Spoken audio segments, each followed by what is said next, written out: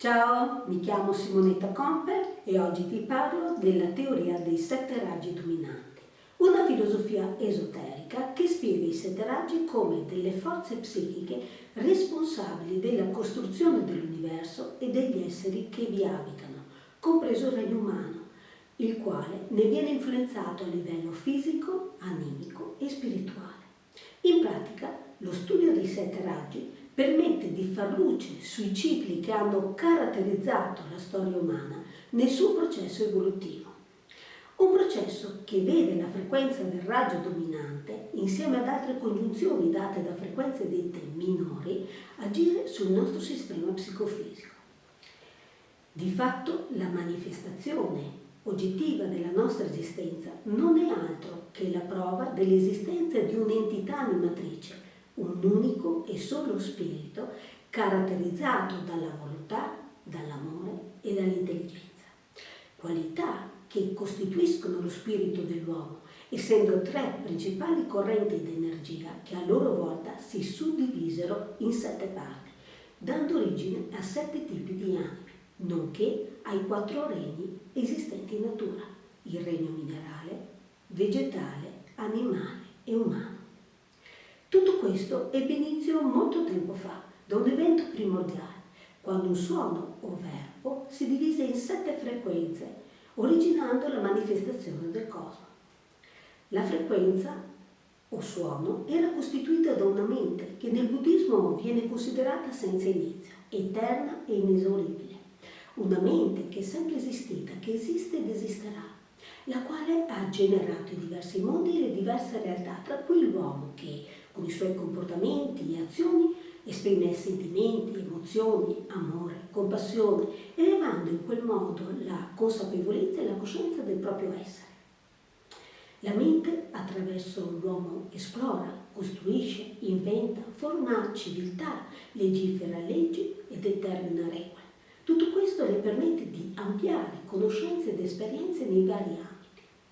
Il suo potere, illimitato, conduce l'uomo a sfidare i propri limiti, a inoltrarsi nell'ignoto, nello spazio, cercando di carpirne misteri e segreti. La mente, pur vivendo una vita mortale, sembra non dimenticarsi di essere comunque immortale.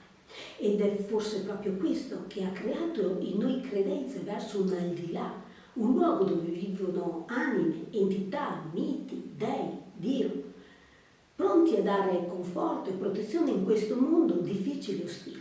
Ecco, in base a questo è sorta in me la domanda: ma dove si sviluppano le nostre qualità e credenze?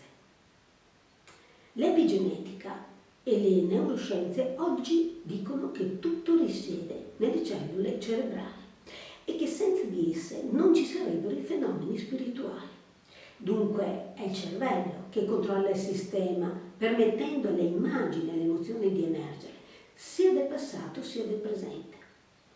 Di fatto, l'essere umano, come l'universo, è un complesso vitale organizzato che segue in modo ordinato e ritmico il processo di nascita, crescita, invecchiamento e morte, in grado di creare e ricrearsi di continuo, che vive in un mondo costituito della stessa energia o materia di cui egli stesso è formato.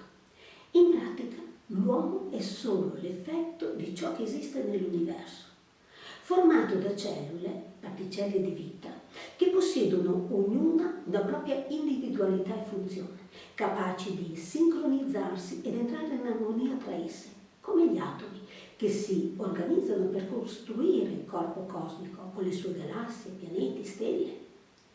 In pratica possiamo considerare il corpo la sede dell'attività spirituale, dove l'intelligenza e la coscienza possono manifestarsi. Bene, la filosofia dei 7 raggi spiega questo processo partendo dall'inizio senza tempo, quando ancora il pensiero dimorava nella madre sotto forma di particelle semplici, particelle comunque in grado di intelligere.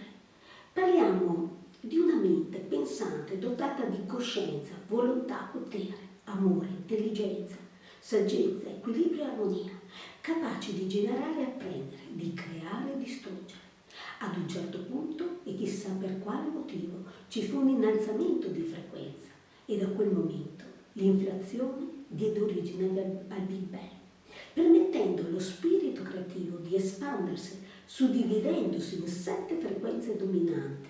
E da quel momento la prima frequenza, caratterizzata dalla volontà e potere, insieme alla seconda frequenza, costituita dall'amore creativo, e alla terza frequenza, caratterizzata dall'intelligenza attiva, diedero forma alla materia. Forme tenute insieme dall'equilibrio, dall'armonia e dalla bellezza, organizzata e gestita dal quarto raggio o frequenza. Gli ordini, l'evoluzione e le regole cosmiche erano gestite dalla quinta frequenza, mentre la sesta frequenza aveva il compito di accelerarne gli eventi, mantenendo le connessioni con le diverse dimensioni.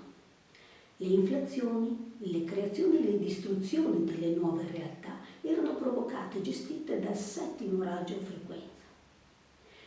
La materia o l'energia dei 7 raggi quindi proseguì nel suo processo di trasformazione che avveniva per aggregazione e dissolvimento delle frequenze, le quali collaboravano e sperimentavano continue nuove realtà seguendo un ordine dato da un controllore che noi chiamiamo spirito.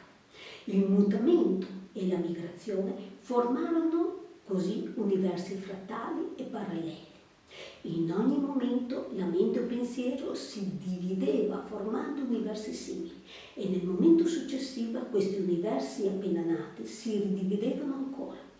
L'energia dal micro si espanse verso il macro in un modo ordinato e ritmico, formando più universi, mondi invisibili e visibili. In pratica, gli universi erano contemporaneamente sia esistenti sia non esistenti.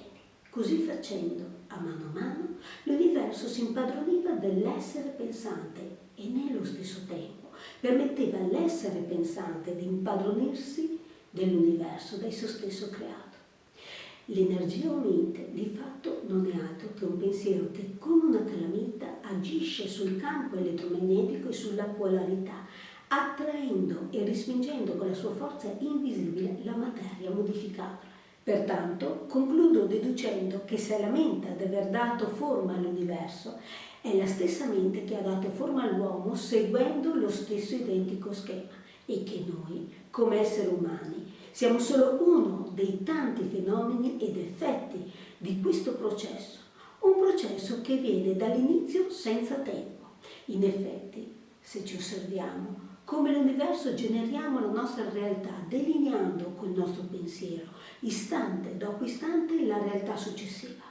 I 7 raggi quindi costituiscono la psiche e la personalità dell'uomo e insieme adempiono all'innalzamento della coscienza. Per questo conoscerli significa conoscerci, imparando a cooperare con il grande piano divino che si sta attuando nel qui e ora, in ogni istante della nostra vita.